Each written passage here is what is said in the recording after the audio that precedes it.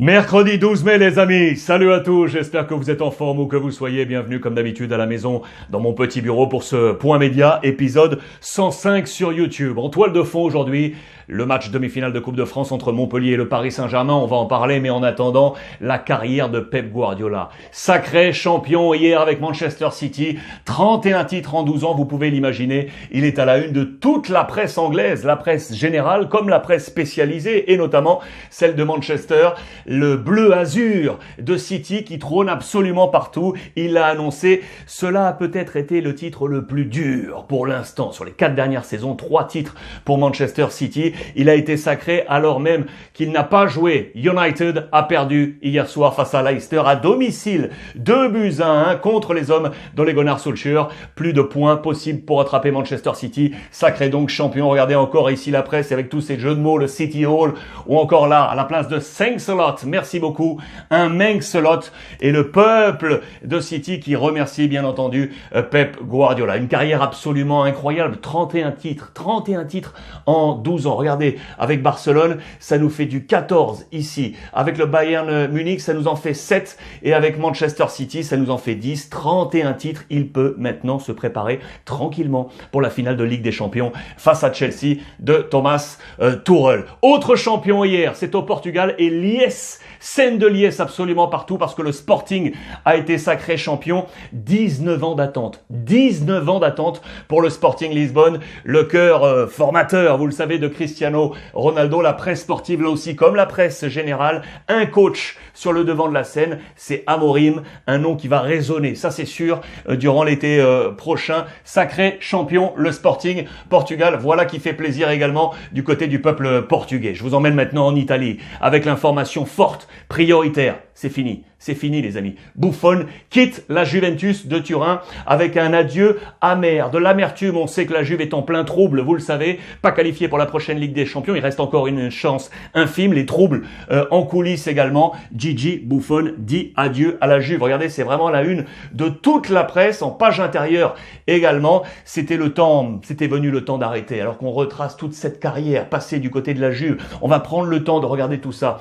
Avec 683 matchs, 20 trophées. Ça avait démarré en 2001. Il était à l'origine de cette série de sacres absolument incroyables, de titres consécutifs lancés ici. Le seul caillou dans sa chaussure, c'est la Ligue des Champions qui lui manque. On lui rappelle ici de nouveau avec cette photo de cette finale de Cardiff face au Real Madrid. Gigi Buffon, 43 ans, dit adieu à la Juve. Où va-t-il rebondir? Il y a plusieurs solutions. Il aurait dit non à une offre à l'Atalanta Bergame. On nous parle de la MLS, également les États-Unis ou le Moyen-Orient. On nous parle également d'une possibilité, pourquoi pas, de repartir du côté de l'AC Milan.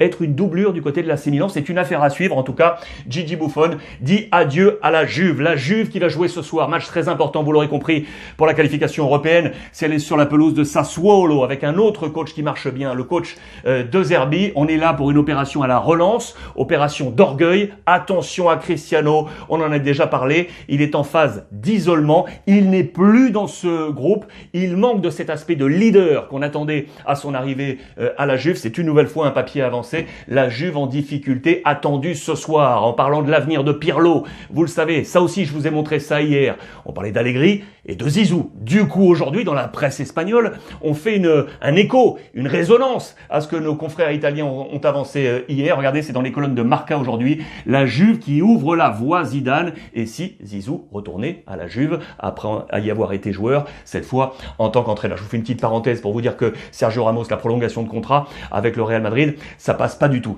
Vous le voyez, il n'y a pas d'issue pour l'instant entre Ramos et le Real Madrid. Je reviens à l'Italie avec autre match fort, très fort ce soir. Avec donc, si la Juve pour l'instant n'est pas dans les places Ligue des Champions, c'est parce que ils ont été battus par Milan, vous le savez, 3-0 sur leur pelouse. Du coup, Milan, tout va bien. Mais quel match ce soir face à l'autre équipe de la Juve, c'est le Torino.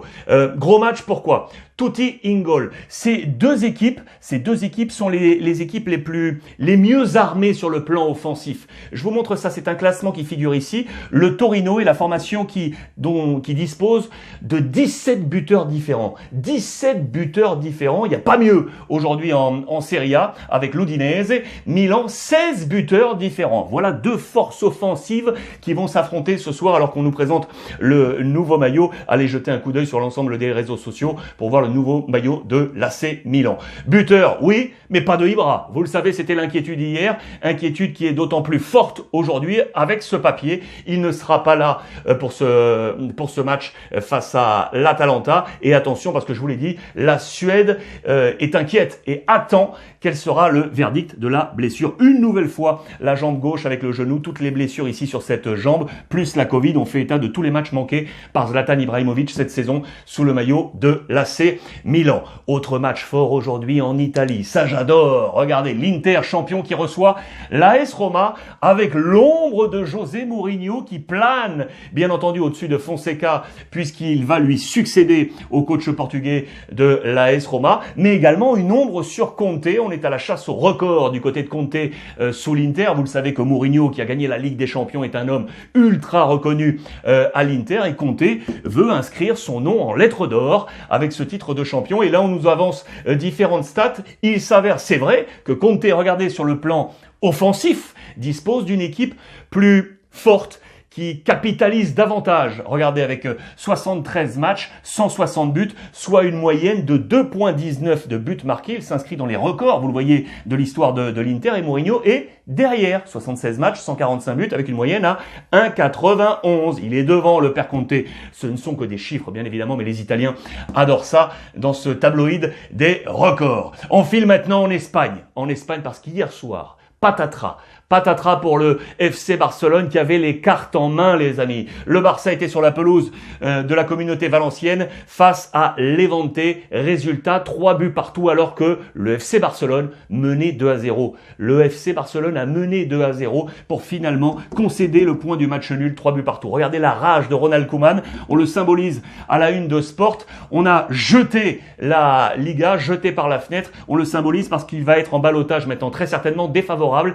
Je pense, c'est une opinion et non une information, que Laporta ne va pas le conserver pour la saison prochaine. Et du coup, on nous avance là une chose, c'est que maintenant que le titre est perdu, ça y est, on est entré en négociation entre la famille Messi et Laporta. On va y revenir. Point de perdu, et le jeu de mots à la une de Mundo Deportivo, point de perdu et un point final. On estime que le Barça est écarté de la course au titre. Dans les colonnes, vous le voyez, de la presse catalane, Sport se repose en paix. On va maintenant se reposer pour travailler pour la prochaine saison. On estime du côté catalan que c'est terminé pour le FC Barcelone. Les notes dans ce match, elles varient parce qu'il y a eu pour autant des bonnes choses. Regardez, avec des 7, avec un 7 pour Dembélé, on va y revenir, qui a été bon, le petit Pedri, De Jong ou encore Lionel Messi. La mauvaise note, elle est pour Ronald Koeman qui a été débordé. Voilà le terme utilisé par la presse catalane. Un 5, moyenne pour Antoine Griezmann, 5 sur 10. Qu'est-ce qu'on peut ressortir dans ce match? Je vous l'ai dit, Dembélé a été utilisé un poste inhabituel. Koeman, après sa défense à 3 centraux, avec Alba à gauche. Normalement, on a du Dest à droite. Il a enlevé Dest. Il a mis Dembélé dans ce poste avec une mission également défensive. Ça a marché, parce que normalement, vous le savez que les attaques du Barça portent généralement côté gauche avec Alba. Là, ça s'est équilibré avec Dembélé qui a été très très bon dans ce match. C'est à souligner également. Dans le sens inverse, sur le plan défensif, le hic, c'est Araujo, le jeune Araujo qui s'est de nouveau blessé, et dès qu'il est sorti, la défense a été complètement déstabilisée. Voilà la note négative côté Barça et la note positive pour la formation de Ronald Koeman. Et donc je vous le disais, je vous ai annoncé que il y a quelques jours, Lionel Messi avait demandé à son père de ne pas négocier avec Laporta tant que le titre n'était pas joué. Le père de Messi est à Barcelone, mais pour l'instant, on était en stand-by. Après le match d'hier, voilà, paf, kick-off maintenant pour les négociations pour savoir si Messi restera au FC Barcelone la saison prochaine. Information mercato toujours, ça va vous intéresser.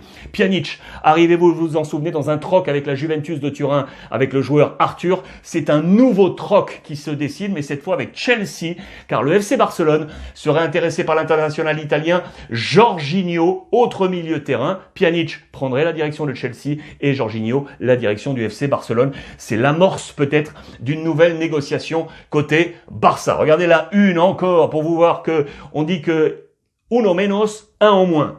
Le Barça serait liquidé à la une de As, un en moins dans la bataille pour le titre. Et maintenant, la balle est dans le camp du Real Madrid qui jouera demain et de l'Atlético. L'Atlético joue aujourd'hui, les amis. L'Atlético est aujourd'hui finale à finale. Pour rebondir sur les propos del Cholo Simeone, vous le savez, qui, quand on l'interroge sur sa stratégie, dit toujours partido a partido, match après match. Maintenant, c'est une finale. C'est finale après finale. Chaque match devient une finale. C'est à domicile, ce soir, 22h, face à la Real Sociedad. Quelques éléments pour vous montrer que l'Atlético Madrid jouit toujours d'une défense absolument incroyable, avec ici par exemple Oblak et Savic. Ils ne reçoivent plus de buts à domicile depuis le 7 mars. Depuis le 7 mars. Cette année, 9 buts seulement concédés à domicile. 9 buts seulement concédés, c'est absolument incroyable. Et sur le plan offensif, il y a un joueur qui est devenu très important. C'est le Belge Carrasco. Lui qui était parti, vous le savez, du côté de l'Asie, il est revenu. Il a dû de nouveau séduire El Cholo Simeone avec grande réussite. C'est un joueur aujourd'hui qui est capital dans le déséquilibre offensif de l'Atlético Madrid. À noter également que Koke entre dans l'Olympe. Il va jouer là son 500e match avec le maillot de l'Atlético Madrid.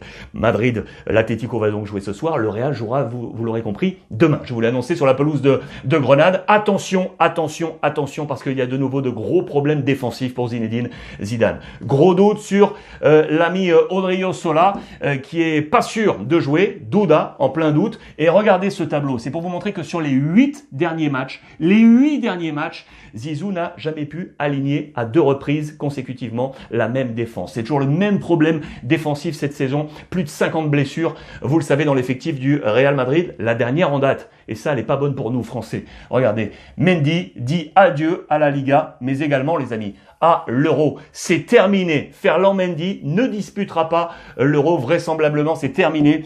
Pas d'Euro pour Ferland Mendy et pas de fin de saison. C'est une très mauvaise nouvelle pour l'équipe de France en vue de l'Euro de Didier Deschamps et pour le Real Madrid, bien évidemment. Je vous fais une parenthèse pour vous dire que le Real a des solutions en interne. La doublure de Marcelo, ce petit nouveau-là, Miguel Gutiérrez, est en train de marquer des points. Il va s'inscrire très certainement dans le futur du Real Madrid. Mendy, mauvaise nouvelle. En parlant de défense, d'ailleurs, je vous montre également cette information qui est ultra intéressante pour l'Euro et pour l'avenir. Luis Enrique, le sélectionneur espagnol, a fait une proposition à Aymeric Laporte, le Français, défenseur central de Manchester City, qui n'est pas dans les plans de Didier Deschamps. Et du coup, il a dit oui. Il a dit oui, les amis. Et comme vous le savez qu'il a été formé du côté de l'Espagne à l'Athletic Bilbao, il a assez d'années de résident du côté de l'Espagne et le protocole a été lancé, le process a été lancé pour qu'il puisse avoir cette nationalité espagnole, ce passeport et répondre favorablement à la proposition faite par Luis Enrique. Photomontage devenu peut-être possible dans les prochaines semaines pour Aymeric Laporte. On en vient à ce match. On en vient à cette demi-finale de Coupe de France ce soir entre Montpellier et le Paris Saint-Germain. La une de l'équipe avec le petit jeu de mots sur la coupe aux petites oreilles pour penser à la coupe aux grandes oreilles. La Ligue des Champions manquée cette saison par le Paris Saint-Germain. On va ouvrir ses pages intérieures parce que c'est la peur du vide. Ben oui, et si c'était une saison blanche pour le PSG, Lille file vers le titre, pas de Ligue des Champions et il reste ça, il reste la Coupe de France. Et là, on va pointer du doigt des leaders qu'on va appeler des revanchards. On attend des réactions de Di Maria, de Neymar et de Icardi. 3 joueurs qui incarnent la mauvaise passe parisienne. Ils sont attendus ce soir à Montpellier pour sauver la saison du PSG. Focus sur ces 3 hommes. Voici le plan de bataille. On va le détailler dans un instant pour d'ailleurs essayer de trouver la cote, la meilleure cote avec les copains de NetBet. Mais je vous montre également le papier du Parisien aujourd'hui en France. Un spécial Mbappé sur l'influence d'Mbappé. On ne peut plus se passer de Kylian Mbappé.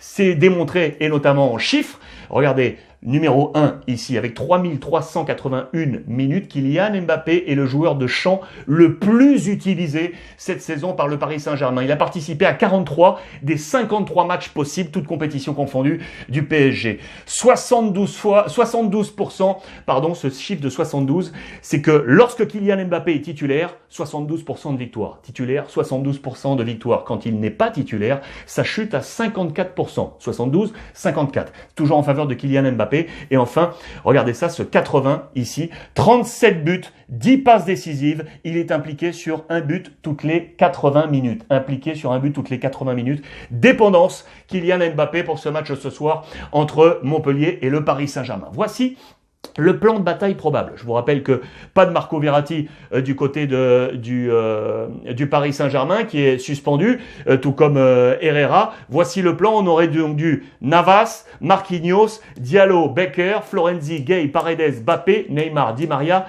et Icardi à la pointe de l'attaque. Regardez le plan montpelliérain également, peut-être pour un dernier coup de chapeau de Michel Derzakarian, le coach, avant, vous le savez, de quitter son poste au terme de l'exercice. Qu'en pensez-vous? Je vais vous donner un élément complémentaire. C'est les cotes. Bien évidemment, les cotes de ce match. Attention, de bonnes cotes. Hier, je vous avais conseillé le match nul sur le Barça. On était à plus de 7. Ça a fonctionné. Regardez aujourd'hui ce Montpellier PSG. À l'heure actuelle, on est ici à 7,25. 7,25 les amis pour Montpellier. On est à 5,70 ici pour le match nul. Et on est à 1,36 pour la victoire du Paris Saint-Germain. 1,36 pour la victoire du Paris Saint-Germain.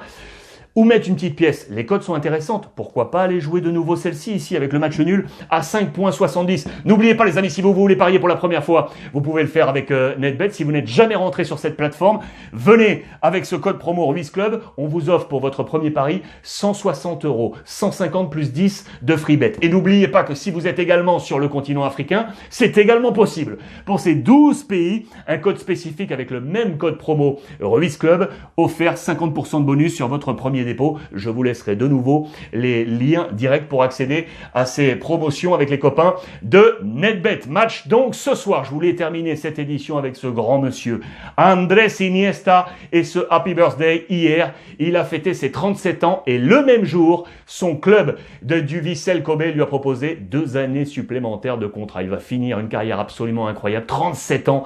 Andrés Iniesta, prolongation et feliz cumpleaños. Bon anniversaire. Merci nouvelle fois de votre fidélité, les amigos. On termine avec l'échange, comme d'habitude, via le hashtag Ruiz Club. Et n'oubliez pas, c'est impératif, profitez des vôtres.